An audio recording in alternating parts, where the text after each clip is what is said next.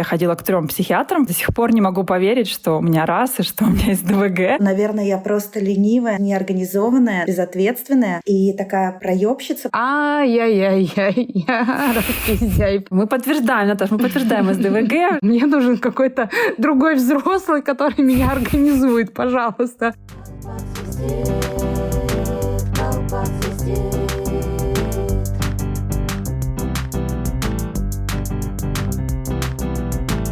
Привет-привет! Всем привет! Это «Колпак свистит», подкаст о ментальном здоровье. Здесь я, Наташа Соболева. И я, Катя Анакой. И я, Катя Анакой, опоздала на этот выпуск. Опоздала совсем немного, но после этого выпуска я опоздала на празднование своего собственного дня рождения. Причем я даже не подозревала, что я на полчаса опаздываю, и ехала очень гордая собой. Со мной такое происходит часто, и у меня СДВГ. Да, это не оправдывает моих опозданий, но сильно осложняет мне жизнь. И в этом выпуске мы поговорим, как сложно жить эту жизнь, когда у тебя есть нейроотличия. Кать, ну ты прям описала мою жизнь. Хочется сказать, это я когда-всегда. В этом выпуске 3 нейроотличные женщины, у кого-то из нас СДВГ, у кого-то из нас РАС, у кого-то из нас комбо. Поговорим о том, как нам живется с этими нейроотличиями. И маленький дисклеймер: наш опыт может отличаться. От вашего раз на раз не приходится. И из ДВГ на СДВГ тоже не приходится. У нас свистит, у вас свистит. Ставьте чайник, мы начинаем.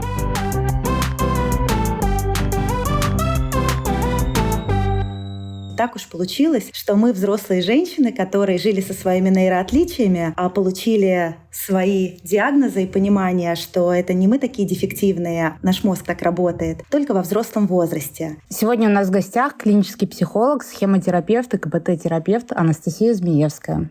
Настя, привет. Привет! Спасибо, что позвали. Да, тема классная. Да, но кроме того, что Настя классный психотерапевт, мы позвали ее, потому что она нейроотличный психотерапевт. И, насколько я знаю, Настя, не так давно, в 2024 году, ты получила диагноз, и, наверное, интересно было бы про твою историю. Что тебя вообще побудило копать в эту тему? И как ты пришла к тому, что поняла, что ты нейроотличная, и подтвердила это у психиатра? В какой день ты проснулась и решила, что пора идти? Это был понедельник, девочки. Это был понедельник, я это помню. На самом деле, я ждала этого вопроса. Это был понедельник. По понедельникам у меня супервизии и личная терапия обычно, потому что это мой выходной. И я понесла на супервизию кейс, в котором не было прогресса. Я пробовала кучу всего стандартного, что обычно мы пробуем, и ничего не работало. Мы, естественно, обсуждали там подробно, и мне супервизорка говорит, что это очень похоже на РАС, на нейроотличие РАС. И она описала, как она видит какие-то симптомы, да, как они вот соотносятся с критериями РАС. И в этот момент у меня что-то просветлилось в мозге. Я поняла, как это может выглядеть у высокофункционального, скажем так, человека, потому что до этого, конечно, была картинка, наверное, которая у всех у нас есть, такая типичная, там, да, что это человек, который либо не говорит, либо говорит, но он там вот как делает одно и то же просто бесконечно, или там кричит, бьется головой об стену, да, вот я когда работала детским психологом, я видела такие примеры, то есть, понятно, что сейчас я понимаю, что я видела и более тонкие примеры, но тогда я не понимала, что это был РАС, к сожалению. И вот когда я увидела, как это может быть, я, конечно, обалдела. И как это и бывает у всех нейроотличных, я словила гиперфиксацию на этой теме и пошла изучать это все, копать, читать. В какой-то момент я стала вспоминать, что у меня в моей личной терапии не раз были такие интересные штуки. Не знаю, многие, наверное, знают, что мы там иногда любим говорить про какие-то внутренние части нашей личности, там, да, всякие разные, в том числе какие-то части, которые испытывают какие-то эмоции сильные. И я очень часто видела эти части в виде каких-то образов, и в частности у меня было много частей, которые не говорили вообще, не хотели разговаривать, или они очень, одна часть у меня до сих пор есть, она все время орет, вот просто она кричит, смотрит вдаль и кричит. Коммуникация с этими частями практически невозможна. Единственное, что там можно делать, это просто стоять рядом. Я при этом там могу, за руку брать нельзя, дотрагиваться нельзя, надо только быть рядом там как-то аккуратненько и обеспечить тишину, чтобы никого не было рядом. Вот, то есть моя терапия для этих частей выглядит так, чтобы обеспечить им какое-то спокойное пространство. Я и раньше на это обращала внимание, думала, какая странная штука, да ладно, что там такого у нас во внутреннем мире нету, да? А тут как-то что-то вот оно стало сходиться, я уж там точной последовательности не помню. Я помню, что я завела табличку, куда я выписала основные критерии раз и стала постепенно выписывать, заполнять эту табличку, как это у меня проявлялось там в детстве и во взрослом возрасте. И вот я это собирала месяца, наверное, 1,5, и потом уже записалась к психиатру. К первому из 3. Я ходила к 3 психиатрам, потому что я до сих пор не могу поверить, что у меня раз и что у меня есть ДВГ. Поэтому я пошла к очень хорошим, специализирующимся на раз психиатрам. Ну и вот, собственно, все 3 психиатра подтвердили мне оба диагноза. Один врач более точно считает, что надо говорить про атипичный аутизм, потому что я могу считывать невербалику других людей. При полном комплекте раз как будто бы с этим должны быть проблемы. Но, опять же, тут есть нюансики. Раз на раз не приходится.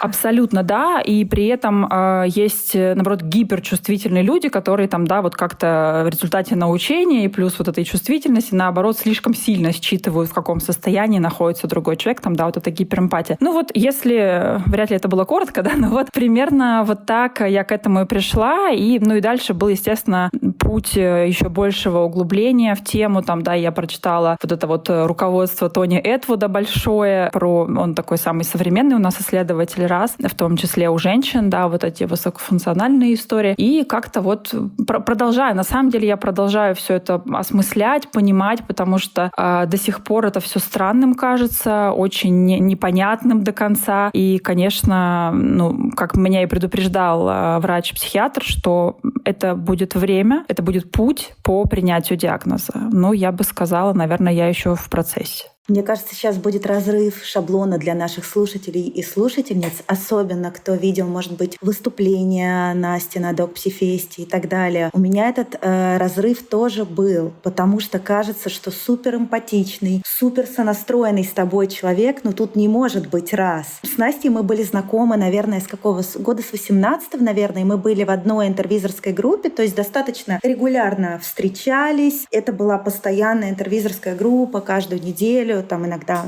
раз в 2 недели, но это было долго. Мы встречались, и я бы не могла подумать, да, что у человека раз. Поэтому, да, дорогие женщины, если вы думаете, что, возможно, это про вас, но научились очень хорошо в маскинг, то, да, возможно, да, это принесет какое-то, да, облегчение и лучшее понимание себя. Я сейчас просто как раз, пока Катя говорила, я поняла, что у меня есть подруга, которой тоже не так давно диагностировали раз. Для меня она как раз суперэмпатичная, очень, в том числе, валидирующая. И, ну, вот в коммуникации с ней тоже все какие-то мифы, так скажем, разбиваются, потому что когда она, не помню, то ли мне лично сказала, то ли пост написала, и я как-то это пропустила, что это про раз. А потом я снова вернулась к этому и такая, что?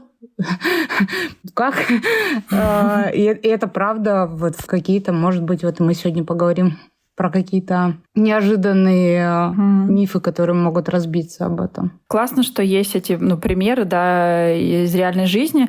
Я тоже прям недавно совсем смотрела интервью с нейроотличной девушкой, и мне становилось чуть легче, потому что она вообще не похожа на аутичного человека. Я такая думаю, ага, значит, все-таки такое бывает, такое возможно. Да, потому что кажется, что это должно быть видно, да, вот наше классическое такое представление. Ну да, это похоже, например, на то, я тоже, как и Настя, работала долгое время с детьми, и у меня были и дети с РАС, понятно, и дети с СДВГ. И когда я видела детей с СДВГ, я думала, это я в детстве. Но тогда я встречалась, ты же так хорошо училась, у тебя никогда не было проблем с учебой, но училась я хорошо, да, и там, в школу без юбки прийти, это понятное, да, дело. Или там без рюкзака с учебниками и сказать, что у меня его украли, потому что я точно с ним пришла. Красотка. Да. И здесь, да, мне кажется, в раз нас всегда, да, возвращают, какими, да, мы были детьми. И интересно, и Наташ про тебя, и Настя про тебя, какие штуки, Наташа, да, больше, наверное, СДВГшные, у Насти и то, и другое, это комбо. Как это у вас проявлялось? Наташа, расскажи. То я вот сейчас как раз почему посмеялась, когда Катя рассказывала про юбку и рюкзак. Это вообще стандартная история, когда я бегаю по школе, рыдаю, говорю, что кто-то надо мной издевается, кто-то унес мой рюкзак, его спрятали, и вообще как не бывает. При этом рюкзак стоит, ну, знаете, где-нибудь на берегу реки, где мы с подругой остановились, постоять, я его сняла, и, собственно, там он и остался на этом берегу реки. Или там, ну, без колготок прийти, что-то там еще, там, платье тоже как-то, ну, то есть, например, платье торчит каким-то образом странным из ритузов, и, ну, для меня, то есть, это вообще незаметная история, что что-то у меня не так с платьем. А тем временем там полшколы надо мной идет, ржет, а в моем мире все вообще прекрасно происходит. И, кстати, надо сказать, я вот сейчас прям в моменте понимаю, что какие-то вещи, ну, вот у меня есть опыт буллинга, с которым я столкнулась в школе, и мне кажется, что какие-то вещи, между прочим, связаны с вот какими-то штуками, которые в моей вселенной были, ну, их вообще не существовало. А, видимо, люди вокруг меня как раз подмечали эти вот какие-то особенные вещи во мне, да. На эту тему было много шуток. И вот у меня сейчас как будто вселенная моя схлопнулась, что я поняла, что вот это какие-то штуки, которые были непонятны детям, там, моим одноклассникам. И они по этому поводу шутили, наверное, как-то. Вот мне до сих пор, например, тяжело читать книги, и мне всегда было тяжело читать книги, и там, не знаю, как... Я достаточно хорошо тоже училась, но не знаю, как я делала уроки за 5 минут до звонка, и всегда там прекрасно отвечала параграфы всякие, и там, не знаю, вот это вот зрение, которое позволяет мне читать параграф, отвечая на вопрос учителя, это тоже, мне кажется, какие-то вот... Ну, это то, что можно бенефитами какими-то СДВГ назвать в какой-то степени, но вот абсолютно точно возможность собирать вот эту информацию какую-то по кусочкам извне, это тоже то, что казалось странным. И часто учителя говорили, что не готовится заранее, не готовится, но всегда отвечает, всегда. Вот всегда есть ей что сказать. Вот это какая-то аккумуляция тоже. Там схватила, там схватила, там схватила, а при этом при всем что-то вроде как будто и соображаю. Вот. Выгляжу как человек, который соображает до сих пор. Наташ, ну я думаю, это бенефиты высокого интеллекта, которые помогали справляться с СДВГ, да, это скорее оттуда. Ой, я, честно говоря, завидую, когда я слушаю такие истории от людей с СДВГ. Это очень частая история, что человек может там, да, прям непосредственно перед уроком там как-то или там вертеться и все услышать. У меня, к сожалению, вообще такого не было, и поэтому мне как раз психиатры говорят, я впервые слышу, что человек с СДВГ заранее готовится, да, вот как я там к док-психфесту за месяц начинаю готовиться, потому что в моем случае, ну, типа, если я прям не посижу там какое-то время, ну, там, из 10 часов 1 час будет продуктивный. Вот я имею в виду по переработке информации, да. И поэтому, если говорить там про детство, то, ну, рассеянность внимания тогда, наверное, ярче всего проявлялась, но это было только вот первый класс, наверное, вот как мне мама там рассказывает, и как я помню, потому что дальше, видимо, я уже как-то скомпенсировалась, потому что это было уже невозможно. Я, понятно, помимо того, что забивала там вещи, рюкзаки и так далее, я могла врезаться в столб бетонный, ну, просто потому что я задумалась, иду. Самая такая золотая коллекция — это когда я врезалась в собственный дом. Ну, то есть... Ну, как бы я шла и не заметила, что это уже он. Ну, такие всякие вот эти истории про ошибки по невнимательности, особенно как раз-таки для девочек-отличниц, да, это штука очень показательная. Ты вроде бы такая вся умная, все правильно делаешь, но какие-то ерундовые, странные ошибки, которые не характерны для твоих способностей, ты их совершаешь. Я вот помню, что у меня был диктант, где я написала «береза». Береза же пишется, правильно? Вот я написала там береза, и я прям как сейчас помню, как учительница говорила маме, что типа, ну вот, она же такая умная, она же точно знает, как пишется это слово. Ну почему? Я такая думаю, я тоже не понимаю, почему. Или вот эти истории про то, что когда задача более сложная и интересная, ты в ней, скорее всего, не ошибешься. А если она какая-то пустяковая, легкая, то, скорее всего, ты допустишь ошибку. И все такие кивают. Да. Это оно, да, потому что когда она более интересная, сложная, дофаминчика побольше, ты стараешься, больше внимания включено. Если это кажется, ерундовая задачка, то, ну, как бы есть риск гораздо больше сделать ошибку, да, вот не потому, что ты не знаешь, потому что... А что касалось раз, вот в детстве, это как раз для меня такая сложная история, потому что как каких-то вроде бы явных признаков проблем с социально-коммуникативной сферой, таких прям вот, что я там не могла общаться, там, да, не хотела, я их не помню. Но что я помню, что я была таким очень грубым, прямолинейным ребенком. Я вообще в личной терапии разбирала, да почти все время терапии, колоссальный стыд за себя в прошлом, в том числе в детстве. И мы ничего не могли сделать с моим критиком. Просто у меня все терапевты говорили: я уже достал твой критик, и непонятно, что с ним делать. Потому что, я вот вспоминаю себя, это какой-то действительно такой очень запущенный ребенок, который очень реально специфично как-то общался. Я не припомню, чтобы я там как-то... Не знаю, я сейчас не смогу, наверное, нормально сказать, но, похоже, я отличалась от других детей, которые там как-то более ажурно играли, как-то мило, нежно. У меня это как-то было по-другому. И только после того, как я узнала про нейроотличия, у меня этот стыд, практически весь растворился, потому что сейчас там даже тот же рескриптинг делая, я могу прекрасно вернуться в любую точку детства, там, где раньше был стыд, я могу сказать: я понимаю, что это было вот из-за этого. Рескриптинг — это психотерапевтическая техника, которая помогает переосмыслить негативные воспоминания и изменить их эмоциональное и смысловое наполнение. Я, например, могла и очень любила очень много материться. У меня до сих пор внутренний голос, он отборно-матерный. Прям отборно. Я не знаю почему. Ого. Возможно, потому что это, помогает выражать эмоции сильнее. Больше, чем просто слова. Поскольку довольно рано стало понятно, что агрессию в том виде, в котором она у меня есть, нельзя проявлять. Это может быть агрессия, могут быть и слезы. Это сильные эмоции, очень сильные эмоции, которые, практически невозможно контролировать. Да, вот в детстве, как и многие дети, я их не контролировала, но, опять же, пока много раз мне не сказали, что так нельзя, у меня в основном агрессия была направлена на младшего брата, потому что он нарушил мой покой, родившись с очень сильным СДВГ, с Г, прям с большой буквы. И для меня, видимо, я сейчас понимаю, были сенсорные перегрузки, было вторжение в пространство, я так очень примерно, сейчас могу это восстанавливать, но думаю, что вот такой был вариант. Я научилась, видимо, как-то подавлять эти все штуки. Опять же, все дети, научаются контролировать как-то выражение своих эмоций. Но сейчас до сих пор, если что-то происходит такое, что меня выбивает из колеи, а это довольно быстро может произойти, я внутри ощущаю ровно такую же реакцию, позыв кричать, ударить стену, что-то такое. Но, естественно, ты не можешь это реализовывать. И, соответственно, вот это, наверное, основные штуки.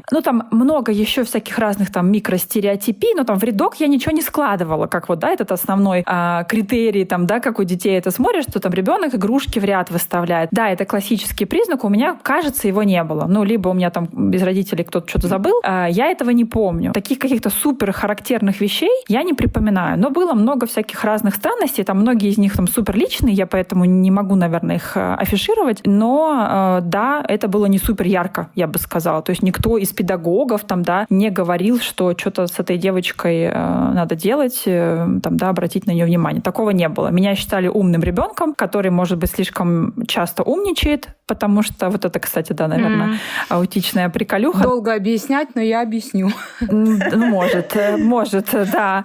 Нет, я, кстати, не в этом смысле это было. У меня, походу, специнтерес — это обучение. Узнавать новое. И в садике уже это началось. И я прям хорошо помню, что у нас были всякие разные интересные задания, за которые давали бабочки, если ты правильно ответил. Все бабочки должны быть мои, тут без вариантов. И тут моя импульсивность, и вот это вот, и я же знаю.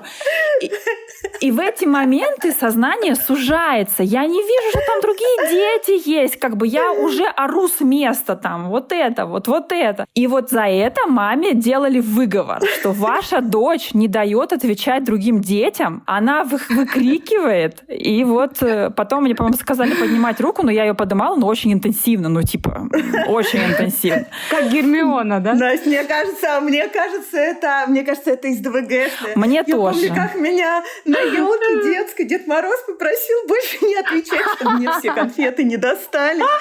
Я помню это ощущение, что ты просто сейчас из тела выйдешь, если тебе не дадут это сказать. Особенно, когда кто-то отвечает медленно рядом. Ты знаешь, ты готова это выпалить, и у тебя просто... В общем, очень понимаю, у меня это было типичным из ДВГ, да, когда действительно, как Гермиона Грейнджер, да, ты уже просто сейчас тебя штанов разорвет, выпрыгнешь. если ты не скажешь. Да, я тоже думаю, что это из ДВГшное больше, да, про импульсивность такую. Ну, она у меня до сих пор осталась на всех обучениях. Я просто себе рот закрываю и сижу, чтобы кто-то еще ответил. Да, короче, вот я, наверное, не буду больше рассказывать. Да, действительно, я не все помню, но какие-то такие про раз было меньше проявлений явных, чем про СДВГ. Ну, и я, кстати, и сейчас мы еще немножко, так смеемся, хотя Наташа упомянула, что нейроотличные дети могут чаще и с буллингом сталкиваться. Да, и все равно, мне кажется, это такой большой вклад вносит в ощущение, что со мной что-то не так. Потому что с взрослением понимаешь, что что-то с тобой не так, что ты просто не можешь с этим совладать. Я, например, я не могу прийти вовремя, я не могу следить за этим временем, я не понимаю, как час превращается в 5 минут и почему, у меня не работает телепорт. Если я должна где-то быть там в 13 часов, почему, выйдя из дома в 12:55, я не оказываюсь там вовремя, хотя я очень старалась, и мне очень стыдно перед людьми. И все это ведет, мне кажется, к стыду. А еще мне хотелось бы, сказать, ты, видимо, просто очень хорошо, с одной стороны, компенсирована, но я думаю, что этой компенсации, есть своя цена. Я, когда готовилась, я от момента основания прочитала твой блог в Телеграм «Нейроотличные будни». Очень рекомендую, кстати. Ты там писала про то, что у тебя головные боли с 10 лет. Я думаю, что это тоже может быть, насколько, как ты думаешь, это тоже может быть ценой маскинга, какие-то соматические проявления. Ох, это больная боль, и насколько я знаю, Кать, для тебя это тоже, история знакомая. Да, у меня, получается, уже больше 25 лет головная боль, это началось в школе, и я думаю, что здесь смесь, и скорее больше вклад в мигрени вкладывает перегрузка сама по себе. А вот перегрузка, она может быть от разного. От того, что я пытаюсь концентрироваться внимание, хотя я, например, уставшая или там, не знаю, что-то еще. От того, что я сдерживаю сильные эмоции. Это вот как раз маскинг. От того, что слишком просто большая какая-то нагрузка. Короче, вот я пыталась недавно понять, у меня триггеры мигрени — это буквально все. Буквально все сейчас. А в школьном возрасте, когда это началось, я прям хорошо помню, это началось на уроке математики. Это был 6-й урок, мы все уже, естественно, там уставшие. Раньше матешу ставили почему-то последними уроками. Я голодная, надо быстро думать в уме, считать сложные примеры. Я концентрирую внимание, и я не могу. И, видимо, вот эти вот попытки решить эти задачи, когда ты и так истощенный, может быть, там еще какие-то истории про то, что там весь день шум, вот эти переходы из здания в здание у нас это было так. Видимо, все это вместе истощало, и я прям помню, что я приходила абсолютно каждый день после школы, и я ела и лежала какое-то время, и только потом я могла уже приступать к урокам. И, собственно, вот с тех пор так оно и есть. Любая микронагрузка, сейчас уже прям практически вообще любая, она вызывает мигрень, хотя она уже и так своей жизнью может жить, я просыпаюсь часто с головной болью. Поэтому я думаю, что это точно нейроотличная штука, но я не знаю, какой вклад именно маскинг в это все вносит, потому что я на самом деле до сих пор не понимаю масштабов своего маскинга. Не могу осознать. Но, скорее всего, он большой, судя по тому, что я грубый матершинный ребенок внутри.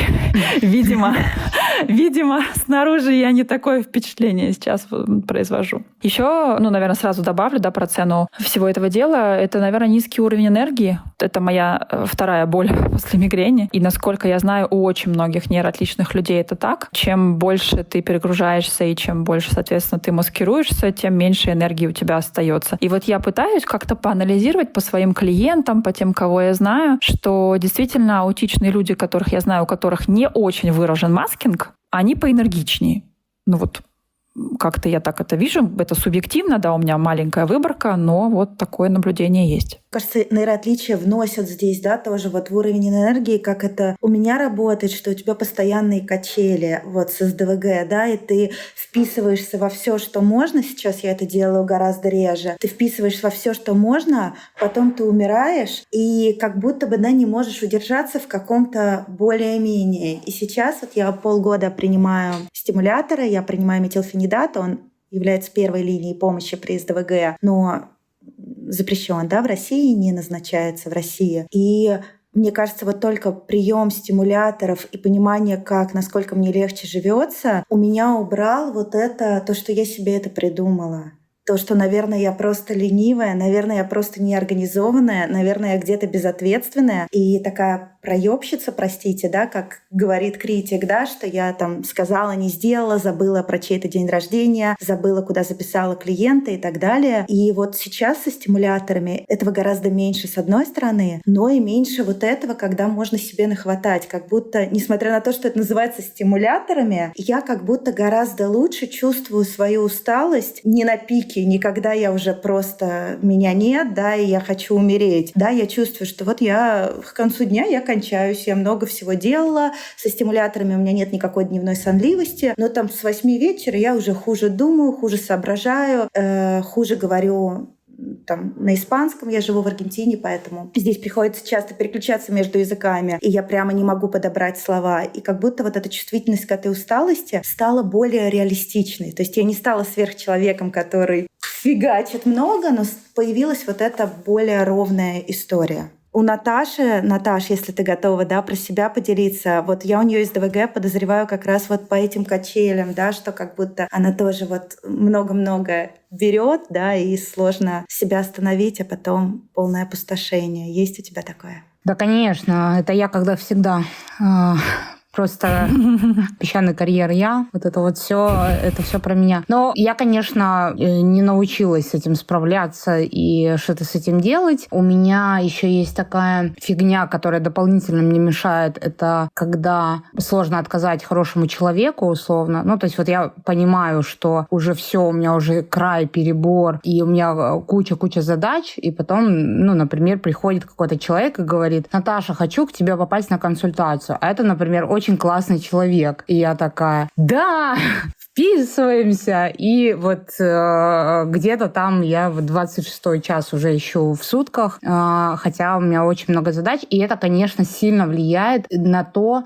что я не замечаю вот как раз эту усталость. То есть вот такая, говоришь, что ты научилась, да, вот это вот, ну, чуть-чуть как-то оценивать это. Вот у меня с этим очень сложно, потому что я не чувствую совершенно сильно. И у меня, наверное, ключевой критерий, когда я понимаю, что, наверное, что-то я дофига всего набрала, когда я начинаю злиться. Вот буквально сегодня мой любимый стикер «Дней без скандалов 0». Вот примерно сегодня я понимаю, что произошел вот этот вот какой-то пиковый момент, потому что в нашем чатике командном сегодня случился мини-скандал на эту тему. То есть как раз про то, что мой уровень усталости, вот куча задач, в которой появляется еще одна дополнительная задача, которая на сегодня, а я, ну, мне некуда ее впихнуть, так скажем, да, и я начинаю вот это выплескивать. То есть это мой способ, наверное, с этим справляться. Не все люди об этом там знают, но я начинаю рассказывать, как мне сложно живется, когда у меня заранее нет этой задачи, там, условно, в календаре, когда у меня не было возможности, например, делать это не сегодня, а вот если бы у меня была возможность сделать это сегодня в 4 утра, пока я не спала, вот мне бы легче жилось. То есть вот эти вот куча задач, мне классно, когда я знаю заранее, но, конечно, это не отменяет того, что я могу это делать в 4 утра или там до 5 утра не спать. Но все мне интересно, все классно, задачи я никому не отдам, никому не передам, но их будет миллион, и вот я не буду себя чувствовать, пока я не начну, срываться, наверное, на кого-то. И это, конечно, это очень сильно мешает взаимоотношениям со всеми примерно. Вот это, наверное, ключевой момент. Ну вот, кстати, наша игра, у нас есть игра по планированию организации, да, от хаоса к порядку. Она, между прочим, очень сильно мне помогла, потому что в какой-то момент, при этом прикол самый большой, что я выполняла 1000 задач, монтировала эти уроки и так далее, и одновременно проходила эту игру, но это то, что мне помогло чуть-чуть выдохнуть, что вот это про планирование, то есть я начала понимать, что какие-то задачи я просто планирую заранее, они у меня есть в календаре, даже там типа оформить карточки в посте, я это делаю не в припрыжку, пока бегу в метро где-нибудь, и это вообще стандартная история, что я в метро что-нибудь делаю. С ноутбуком сижу, вот если видите такого человека, это я. Но когда я забываю об этом, все идет, конечно, по пизде. А если у вас тоже часто все идет по пизде, и хочется, чтобы шло иначе, мы приглашаем вас на нашу игру от команды Dog Psifesta «Собери себя от хаоса к порядку». Это игра, которая позволяет в игровом формате, очень живом и комфортном, развивать навыки организации и планирования. При этом у вас может быть диагностирован СДВГ, а может быть вы просто тот самый невнимательный пирожок, которому сложно уследить за своими вещами, делами, не забывать, и кажется, что жизнь превратилась в хаос. Мне кажется, наша игра очень классная альтернатива тренингу навыков. Во-первых, это намного доступнее финансово, а во-вторых, все задания, все уровни сделаны так, что даже самые невнимательные смогут их осилить. С сериальчиками, мемчиками, в коротком формате и с теплой и внимательной обратной связью от нашей команды. Там будем и я, и Наташа, и другие участницы команды Dog Psifest. Да, согласна с Катей. Я тот самый невнимательный пирожок, которому обычно сложно досматривать, не отвлекаться и вообще что-то делать, смогла пройти игру целиком, несмотря на то, что параллельно у меня было 1000 всяких дел. И мне как раз помогли те самые маленькие, несложные задания, которые будут ждать вас на каждом уровне. И эти задания применимы не только в быту, в жизни, но еще и в работе. Потому что, выполняя одно из заданий, например, я смогла найти наконец-то для себя самый рабочий и подходящий способ записывать дела, и не просто их записывать, а вообще-то еще и не забывать их делать. Так что очень-очень рекомендую, всем сердцем люблю нашу игру. А по промокоду Колпак вас будет ждать скидка на участие в игре 1000 рублей. Так что приходите, 24 ноября мы начинаем. Ссылочка в описании.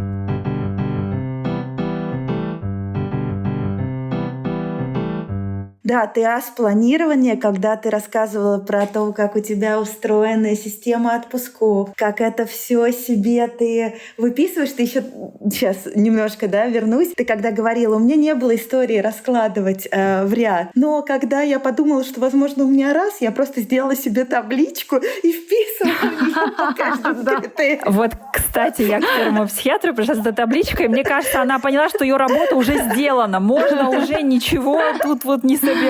Да. Всем бы таких, пациентов, которые настолько все упорядочили. В общем, мне кажется, что ты не про маскинг уже, а про такие очень классные адаптивные стратегии, к своему состоянию, и к своим отличиям, и к хроническим болям придумала очень классные штуки.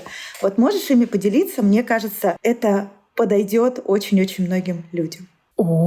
Надо, наверное, было составить список того, что я использую. На самом деле, я, наверное, хочу вот что главное сказать, что все, что я использую, по факту, это большая роскошь. И это могут позволить себе далеко не все люди. И в основном это про ограничение нагрузки. По большей части. И это про очень жесткие границы. Например, у меня строго 2 выходных. И я не знаю, что должно случиться, чтобы я кого-то внепланово из клиентов поставила на свои выходные. Такой опции скорее нет. У меня строго 3 отпуска в год по 3 недели в то время, в которое я заранее планирую. Потому что я знаю, что если я не буду отдыхать, то вот как раз то, Наташа, о чем ты говоришь, вот это раздражение, оно у меня будет проявляться, я буду менее эффективна в работе, у меня будет меньше терпения. Я уж молчу про то, как это и в личной жизни тоже проявляется. И про качество своей жизни я вообще сейчас даже говорить не буду. Короче, на самом деле, наверное, меня работа с людьми очень в этом смысле обязывает супер жестко заботиться об этих всех границах и о выстраивании четких каких-то рамок, потому что если я игнорирую вот эти вот потребности в отдыхе, в уединении, то это сразу же сказывается на работе, на качестве отношений всех остальных. Вот, поэтому, наверное, главное, это меньше делать, больше спать. Девиз. И хорошо кушать. Все очень простое на самом деле, но, опять же, это давайте по-честному, у меня нет детей. И сейчас у меня даже нет партнера, а когда они бывали, это было тяжело. Потому что отношения тоже отнимают время и ресурсы. И вот этот про студентов часто говорят, выбирайте сон, учеба или что-то третье, отдых. Выбирайте 2, третьего не дано. У меня ощущение, что этот квест остался, он никуда не делся. И если я интенсивно работаю, я вам сейчас скажу, что значит для меня интенсивно работать, это примерно 6 часов в день. 4-5 консультаций с клиентами, плюс время на обработку, протоколы, вот это все. И, соответственно, все остальное время я, отдыхаю, смотрю кино, и так далее, и так далее. Ну, это роскошная жизнь, вот по факту, да, так сейчас скажи кому-нибудь, это очень мощно. Но если у меня отнять это большое количество свободного времени, то полетит вот эти вот, там, да, 6 часов продуктивности в день, которые у меня есть. И то 6 часов — это мой предел, прям предел. Я бы хотела работать меньше, я бы хотела работать до 4 часов в день. Вот так вот сейчас тапки полетят. Да, поэтому все секреты исключительно про это. А что касается там планирований, я в этом тоже очень плоха. Меня выручает то, что задач очень мало. Вот, чтобы вы понимали, насколько я обожаю DocPsyFest, это единственное мероприятие в году, на котором я выступаю. Я отказываюсь от проектов разных интересных, потому что я просто не могу. Мне очень жаль, но я отказываюсь от кучи всего. Я сама не создаю никакие инфопродукты до сих пор, там, да, хотя могла бы, там, не пишу книги, вот это все. Может быть, когда-нибудь я дозрею, но в целом это политика минимализма, только она помогает действительно все уместить, там, да, плюс-минус ни про что не забыть. Ну и да, есть там микро-лайфхаки, но они такие классические, СДВГшные, там, ввести напоминалки в телефоне, да, и так далее. Все это, естественно, есть, стоит только чему-то не быть вписанным, это все полетит далеко. Тут в основном база. Я бы сказала, это не секреты, это скорее грусть от того, что ты отказываешься от очень многого и живешь в полсилы, иначе ты не сможешь качественно делать все, за что взялся. Но, Настя, для меня еще, когда мы были в интервизорской группе, меня очень валидировало, что не только я одна, как мне казалось, да, такая сопля, что я не могу вести больше 5 консультаций в день. И 5 — это мой максимум. Если я проведу, не знаю, 6, все, на следующий день я с мигренью, я просто не жилец на следующий день. Да. И то, что у кого-то тоже есть эти ограничения, мне помогло их для себя принимать, потому что я тоже понимаю, что я во многом менее выносливая, чем кто-то из коллег. Выносливым коллегам я тоже подозреваю, что недешево обходится это. Да, я согласна. Если можно, да, Наташ, как у тебя в плане там, да, этой энергии вообще, насколько ты ощущаешь, что... Сколько ты можешь часов в день работать? Я слушаю и понимаю, что в целом, конечно, я бы тоже хотела работать 4 часа в день. 23. Наташа может 23. Да, вот это как раз моя самая большая сложность, что в моих сутках реально 27 часов, и все они заняты работой. И мы, кстати, достаточно часто с мужем у нас на этой почве, не конфликта, а его раздражение с этим связано, потому что я очень-очень много работаю, и я постоянно вот эту вот работаю. Я согласна с тобой, что мне сложно представить в своей жизни, что в нее вписаны еще какие-то задачи дополнительные, потому что я как будто очень-очень много этих задач уже выполняю. И вот эти все штуки, типа, если у меня там есть специальный телеграм-канал, который мне напоминает, что надо делать. И вот если у меня в этом телеграм-канале не появится отложенное сообщение, не придет о том, что мне надо ответить на сообщение, все, этого сообщения в моей вселенной не существует. Я как будто бы постоянно в каких-то задачах, и вот я как раз с девчонками с команды часто делюсь этим, что моя проблема в том, что я как будто бы постоянно в работе. То есть вот я постоянно выполняю какие-то маленькие задачки. И вот я слушаю тебя, ты говоришь, там 2 выходных, я думаю, боже мой, у меня одного выходного никогда не бывает. То есть у меня не бывает так, что я в день не выполняю какую-то задачу по работе. И плюс к тому, что мой мозг не может остановиться разгонять. То есть я постоянно что-то генерирую, думаю, и вот там помогает что-то там выписывать, заметки, выгружать. Вот тоже там на канале у меня есть отдельный постик, куда это всякие идеи по контенту, которых бесконечно много и которые не превращаются в посты, конечно же, никогда, но они, тем не менее, генерируются бесконечно. В общем, прям мне сложно, потому что как будто действительно тут я с Катей согласна, что я 23 часа из 24 возможных работаю. И это, конечно, сложновато. И при этом вот я не ощущаю эту усталость, пока я не взорвусь. Я испытываю зависть. Мне хочется, чтобы Наташа спала. Наташ, давай с тобой отсыпем друг другу. Я тебе своей утомляемости, а ты мне своей энергичности. Мне кажется, получится идеально. Вот это, кстати, даже про сон. То есть я очень мало сплю, действительно. То есть я сплю, 5-6 часов в день. это моя какая-то стандартная цифра. Вот. Я могу запросто ложиться там, засыпать в 4 утра, просыпаться.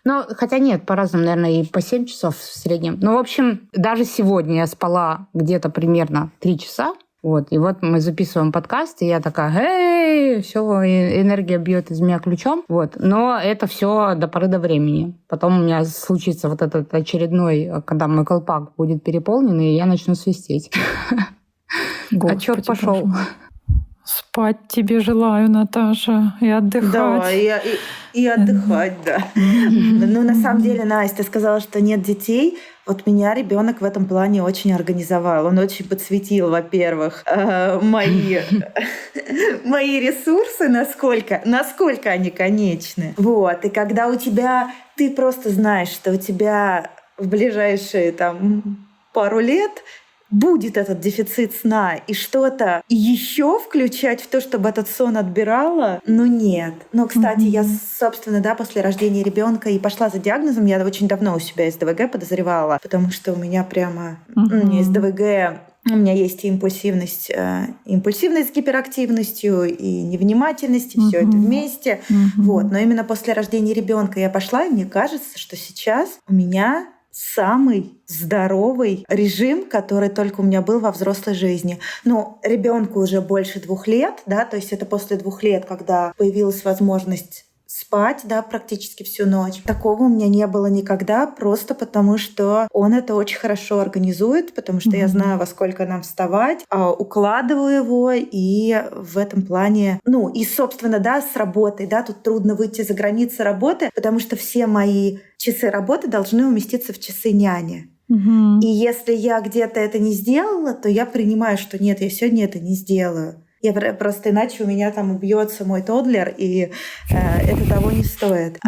И в итоге получается, что сейчас, как ни странно, да, у меня самый здоровый режим, в какой у меня был, не знаю, в моей жизни, сколько я себя помню. Ой, это очень круто. Получается действительно, да, что эти внешние рамки, они, собственно, заставляют с ними считаться. Я, кстати, обожаю твои истории про то, как вы там в садик собираетесь, что-нибудь забываете, да, вот эта мама с СТВГ, это просто прикольно.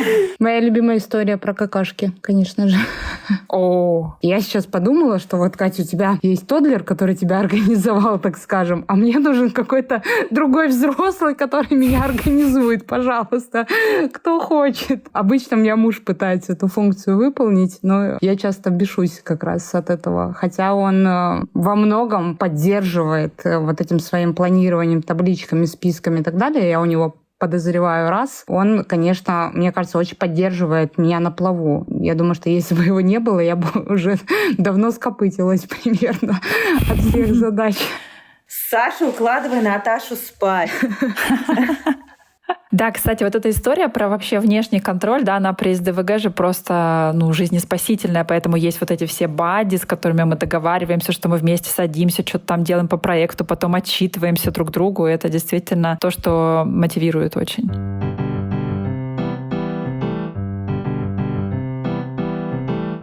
У меня в темах, которые хотелось обсудить, также тема, да, про наших близких. Да, это могут быть наши партнеры или кто-то, кто с нами много общается, да, в чем с нами могут быть сложности и что делают. И вот сейчас Наташа про Сашу сказала, я думаю о Андрея, да, своего мужа, что он тоже такой очень четкий, я бы даже сказала, где-то гиперконтролирующий, и что меня это тоже местами бесит и злит, как будто я сама помню, я сама знаю, как мне. Но он потом по итогу часто оказывается прав. Он говорит: Катя, Катя, ты не напишешь книгу. Я говорю: почему ты в меня не веришь? Он говорит: потому что у тебя просто времени нет. Ты не возьмешь его сейчас ниоткуда. Или Катя, тебе не надо больше набирать. Все, да, здесь конец. Иначе кончимся мы все. И это очень помогает. И, конечно, его бесценный вклад в то, что у нас есть какие-то документы, и они не потеряны. 100%. Слушайте, девочки, я вас слушаю, и я понимаю, как мы с вами интересно подобрались, потому что вы говорите, да, что у вас СДВГ, и ваши партнеры, скорее, типа к аутичному спектру, да, грубо говоря. А у меня, раз, и все мои партнеры просто раздолбаи были все. Просто. Я слушаю вас, думаю, господи, какой прекрасный мужчина. Он таблички составляет. Он там дайте хотя бы 10-ю часть этого человека. Потому что у меня все ровно наоборот. Вот серьезно вам говорю. Претензии моих партнеров ко мне были в том, что я не готова поехать на дачу очень спонтанно. Там, не знаю, я устала, и мы не можем там что-то сделать, потому что я постоянно там менеджерю какие-то вот эти вот текущие задачи, а там хей, хоп, хей, ла-ла-лей. И получается, что как будто бы я себя ощущаю единственным взрослым в паре, и выгораю, раздражаюсь, пилю, и вот это вот все. И у нас получается реально прямо противоположные истории, да, и я так подозреваю, что я для своих партнеров слишком душная. Ну вот, если по-честному так сказать. Я, конечно, там могу веселиться и все такое, но я очень инертная, я сложная на подъем. Вот если говорить про раз, да, все должно быть строго так, как я хочу, запланировано. Вот эта вся история. То есть тут как бы я понимаю, что не всем это подходит. И как это бывает, по иронии судьбы, да, мне попадались ребята, у которых скорее спектр СДВГ больше ЗГ выраженный. Так что мои партнеры страдали от моей правильности, а я от их раздолбайства. Вот так. Но Настя пока описывала себя в отношениях, это в целом вот мой муж. И я понимаю. Меня так часто, конечно, это сильно раздражает. Господи, сколько раз мы куда-то не пошли, потому что я уже собралась, а он еще собирается. И сколько раз все это заканчивалось тем, что Саша говорит, просто иди одна. Тебе так хорошо будет. Отстань от меня.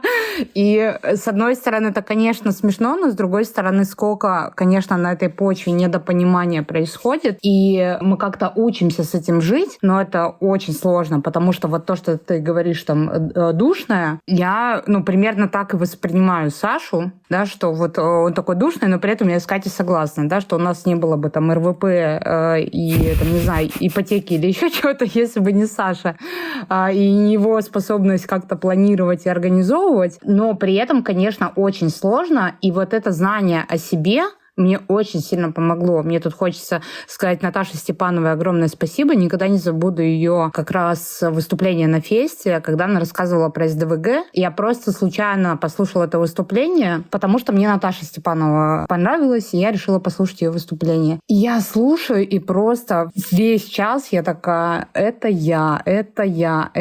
А Саша сидел рядом. И вот с того момента, сколько там это было, наверное, 3 года назад, с того момента стало чуть-чуть проясняться, почему я такая раздолбайка. Потому что в его вселенной я, конечно, просто распиздяй, примерно вот так.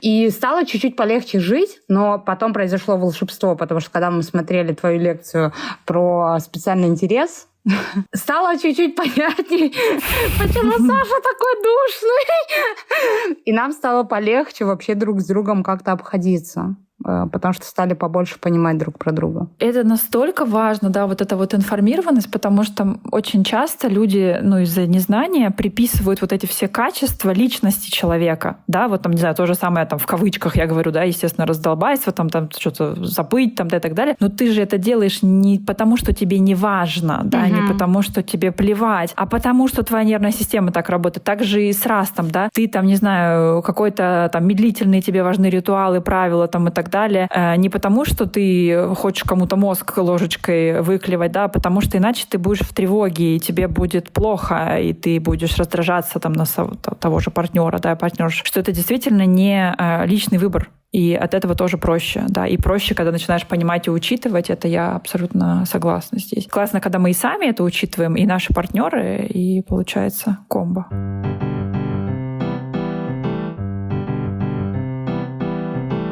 Мне кажется, что будущее в целом за тем, чтобы отдельно изучать начало спектра, потому что как будто бы у нас уже есть данные про раз, там, да, 2-го, 3-го уровня поддержки. Данные есть, но это не значит, что помощи достаточно, естественно. Да, хотелось бы, чтобы она была гораздо более доступна и чтобы была поддержка у родителей прежде всего, да, потому что на них огромная нагрузка ложится. А вот если говорить про начало спектра, то мне кажется, что люди с 1-м уровнем поддержки, они находятся в чистилище. То есть ты еще не в аду, чтобы прям сказать, что все, ладно, с тебя требований там особых никаких, да, ты вот имеешь сильные какие-то особенности развития, поэтому не будем от тебя ничего требовать. Но и не в раю, когда ты можешь функционировать так, как абсолютно там, да, любой человек. Ты живешь в тех же требованиях, что и нейротипичный человек, но ограничений внутри у тебя гораздо больше, и у тебя гораздо больше стресса вызывает этот мир. Да, и я думаю, что про СДВГ можно сказать что-то похожее, да, визуально по нам не видно, что что-то не так, но требования к нам предъявляют такие же, как будто бы все в порядке, да, и никаких ограничений нет. Поэтому я думаю, что вот начало спектра — это то, что еще предстоит изучать, потому что все еще очень мало инфы про это, очень мало. И, наверное, я бы сказала, что у меня есть мечта, чтобы все-таки изобрели волшебную таблеточку от раз или для раз, потому что действительно это биология, прежде всего, это неврологическое расстройство, так же, как и СДВГ, и нам очень не хватает лечения, потому что, пожалуй, у подавляющего большинства аутичных людей этот диагноз вызывает проблемы, не маленькие. И вот моя драма заключалась, наверное, в этом, что жить тяжело, очень тяжело, и по клиентам я это вижу. И хотелось бы, чтобы рано или поздно было какое-то прям радикальное решение, а не просто попробуйте там, да, меньше себя нагружать, меньше общаться, сидеть в тишине и в темноте. Это очень круто, но мне кажется, супер мало людей могут себе это позволить. Это тоже роскошно.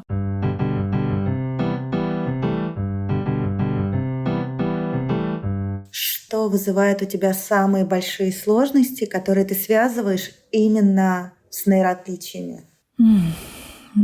Я, естественно, очень боюсь, что это может быть связано не только с нейроотличиями, но меня очень напрягает батарейка. Вот мне кажется, опять же, мы говорили про волны, да, но вот у аутичных людей я вижу, что волн там не так уж и много. Они бывают, когда коморбидно с СДВГ вместе, да, с СДВГ идет, но как будто скорее ты полудохлый, ну, в целом. То есть я мало вижу энергичных аутичных людей. Мы все какие-то еле живые, каждый второй с мигренью. Конечно, часто коморбидно там идут всякие аутоиммунные, аллергии. Да, то есть там очень много соматических поломок идет сцеплено генетически. И там получается такой букет, что ты, буквально инвалид, но опять же по тебе это сильно не видно. Да, поэтому для меня, наверное, трудность на первом уровне поддержки, я не могу сказать, что у меня какие-то грандиозные трудности с коммуникацией. Я их нивелирую за счет того, что я построила такой образ жизни, в котором все более-менее соответствует моим способностям. Да, я не работаю там в крупных компаниях, не работаю с парами, потому что я это не потяну как раз-таки по коммуникации и по вниманию. Но действительно сделать так, чтобы ты мог вывозить эту жизнь, ту нагрузку, которую в среднем там, да, человек на себе несет, это очень сложно сделать. Я вижу, как людям тяжело, как они устают. И я тоже. Да, вот эти много отдыха — это не потому, что такая забота о себе. Это результат экспериментов. Это результат того, что ты работаешь там без отпусков, без выходных, и ты приходишь к какому-то состоянию, в котором ты уже ничего не можешь. Да, и, соответственно, надо как-то более щадяще. Могу вот еще привести пример. Когда я работала, это всего полгода длилось, на обычной работе, 8-часовой рабочий день, в комнате, где сидело помимо меня еще всего лишь 3 человека. Мне было 23 года, у меня впервые в жизни был гипертонический криз, потому что я не могла это потянуть. И вот тогда я офигела, потому что я помню, что я только в выходные думала, что это такая жизнь теперь будет. Да, ну то есть это было прям неподъемно. И это вот пример того, что вот окей, если тебя поместить просто в обычный образ жизни, да, которым живет подавляющее большинство людей, если ты нейроотличный, то будет вот такое, при раз, да, поэтому я говорю, что я себя чувствую более-менее нормально, потому что у меня другой образ жизни. И, конечно, не все себе такое могут позволить. А я еще все думаю, Настя, про твой гипертонический криз. Я про него узнала только из твоего блога. Вот когда готовилась к этому подкасту, я не знала про тебя эту деталь. И получается, что ты, еще так долго времени жила с тем, что это ты какая-то, не знаю, вялая, не такая. Я думаю, что на самом деле 8-часовой рабочий день Да. 8-часовой рабочий день — это отстой. Это преступление против человечества. Вот, но когда в таком молодом возрасте сталкиваешься с такой жесткой ценой за то, что пытаешься в эти рамки вписаться, это, конечно, ужас. И мне сейчас очень хочется, чтобы для кого-то, кто, может быть, нас слушает и проходит этот путь, и понимает, что как будто бы, да, со своими уголками не может в этот идеальный круг требований социума никак вписаться, чтобы, да, может быть, этот путь был покороче, чем у нас. Да, чтобы вы не сталкивались с такими тяжелыми последствиями, потому что гипертонический криз в 23 года звучит как жесть. Ой, Катя, какое мудрое, мне кажется, самое лучшее пожелание, действительно. Поэтому так все и топят за то, чтобы как можно раньше, да, получить диагноз, потому что ты можешь сразу адаптировать это все, ты можешь сразу это учитывать, там, да, не знаю, профессию выбирать, может быть, уже как-то более бережно к себе, там, да, с учетом этих каких-то особенностей. Поэтому, да, если, наверное, тут уже можно и к родителям обратиться, да, если видно у ребеночка там какие-то нейроособенности, то классно, если удастся проконсультироваться с хорошим врачом, чтобы уже можно было это учитывать. Спасибо, Настя, спасибо, что ты пришла к нам, спасибо за этот откровенный разговор. И наших слушателей и слушательниц я призываю, да, подписываться на соцсети Насти, мы их оставим. И, конечно, да, приходите на новые Док-Псифесты, это наш постоянный спикер. И в этом году вот последние самые трогательные отклики про Док-Псифест пришли, Настя, как раз про твое выступление, потому что люди пошли к психиатру во взрослом возрасте, и люди писали, вот прямо несколько человек, и лейтмотив был такой, что я послушала выступление, и удивительно, я подумала, что у меня, скорее всего, раз, и парадоксально, но я почувствовала в первый раз себя более нормальной.